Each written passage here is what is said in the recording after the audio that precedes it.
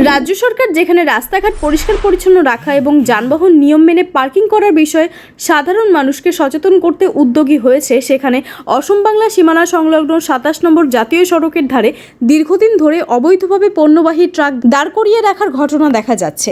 কোচবিহার জেলার তুফানগঞ্জ ২ নম্বর ব্লকের নাজিরান দেউতিখাতা এলাকার সেলস ট্যাক্স সংলগ্ন অংশে প্রতিদিনই বহু দূরপাল্লার পণ্যবাহী ট্রাক জাতীয় সড়কের একপাশে সারিবদ্ধভাবে দাঁড়িয়ে থাকতে দেখা যায়, অথচ রাস্তায় সেখানে কোনো নির্দিষ্ট পার্কিং ব্যবস্থা নেই।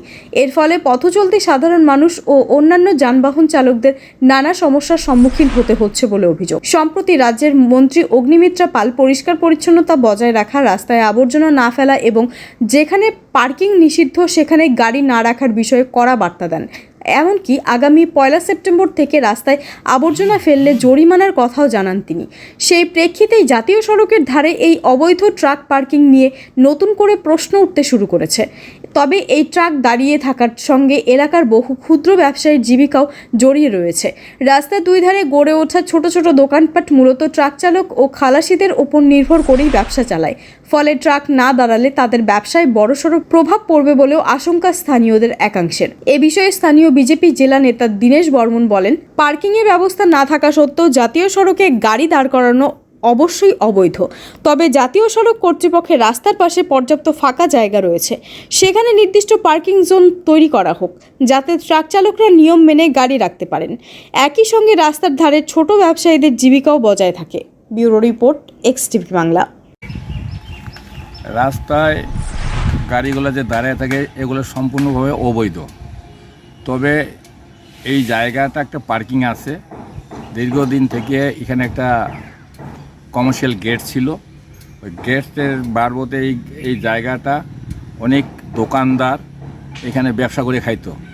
এই হিসাবে এই গাড়িগুলা যাতে রাস্তায় না দাঁড়ায়, এনআইসির অনেক জায়গা আছে, এই দোকানদারগুলা যাতে অসুবিধা না হয় তার জন্য একটা পার্কিংয়ের দরকার। এই পার্কিংটা যেন হয়। আর বিশেষ করে মহাসড়কে যে সমস্ত গাড়িগুলা রানে চলে, বড় বড় গাড়িগুলা, সেইগুলার জন্য ওই টোটোগুলার খুবই অসুবিধা হয়। তার জন্য একটা আপনাদের কী জন্য বলে সার্ভিস রোডের বিশেষ দরকার। আর এটা না হলে পরে অ্যাক্সিডেন্ট হবেই। রাস্তার ওই পারে তো যেমন একটা দেখা যাচ্ছে সার্ভিস রোড আছে, সার্ভিস রোড আছে, এই পারে একটা সার্ভিস রোডের বিশেষ করে দরকার। এই দিকের জনসাধারণ পাবলিক যে অটো এগুলা যাওয়ার খুবই অসুবিধা হয়। আর আপনারাও এখানে তদন্ত করে দেখতে পারেন যে জায়গাটা খুব চাপা হয়ে গেছে। এখানে আমার সামনে দুইটা অ্যাক্সিডেন্ট হয়ে গেল, আমার সামনে দুইটা অ্যাক্সিডেন্ট হয়ে গেছে এই পার্কিংয়ের জন্য। পার্কিং নাই বলে দুইটা অ্যাক্সিডেন্ট হয়ে গেছে। এই তো রাস্তায় তো গাড়ি দাঁড় করানো থাকে, যেখানে প্রশাসন মন্ত্রী বর্তমান সরকারের নির্দেশ যে রাস্তায় কোনো মতনে গাড়ি রাখা যাবে না যেখানে পার্কিং নেই, সেই বিষয়টা কি বলবেন? না, পার্কিং নাই এটা সরকারটা ঠিকই আছে, পার্কিং নাই এটা অবৈধভাবে রাখা যাবে না। কিন্তু এখানকার জনসাধারণ পাবলিক অনেক দিন থেকে দোকানদার করতেছে, তার জন্য একটু দেখতে হবে। এখানে এনআইসির অনেক জায়গা আছে, সেই পার্কিংটা যেন হয়। আর দোকানদারগুলো যেন মাইর না খায়, দোকানদারগুলো যেন দোকান করতে পারে। আমি চাই গাড়ির জন্য রাস্তায় না দাঁড়ায়, পার্কিংয়ে দাঁড়ায়। মানে নির্দিষ্ট যেখানে পার্কিং করে দেওয়া আছে সেখানে যেন গাড়ি দাঁড়ায়। হ্যাঁ, এখানে পার্কিং আছে, এখানে পার্কিংটা করে দেওয়া হোক। মানে এই যে পার্কিংটা, এটা কি মানে বৈধভাবে পার্কিং না অবৈধ পার্কিং? পার্কিংয়ের জন্য নেওয়া আছে জায়গা, সেই জায়গাটা যেন পার্কিংয়ের জন্য করা হোক। এটা ঠিক না। আমিও এটা আমিও এটা বিরোধিতা করি যে এখানে যাতে নোংরা, এত প্রচুর নোংরা হয়ে যায়, তাতে জায়গাটা খুব অসুবিধা হয়। মানে গাড়ি দাঁড় করানোর জন্য বেশি গাড়ি দাঁড় করানোর জন্য নোংরা হয়।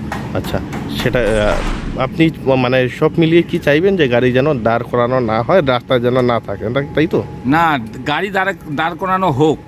আমি জানি যে এখানে একটা পার্কিং আছে, পার্কিংয়ে দাঁড় করানো হোক এখানে। কেননা এই যে এতগুলা দোকান আপনারা নিজেই দেখেন, এই দোকানগুলোর জন্য মাইর না খায়, এই দোকানগুলো যেন চলতে পারে, নাহলে সাধারণ লোকে যাবে কোথায় এরা? আমার নাম দীনেশ চন্দ্র বর্মন। আপনি দলের? আমি বিজেপি পার্টির জেলা সদস্য।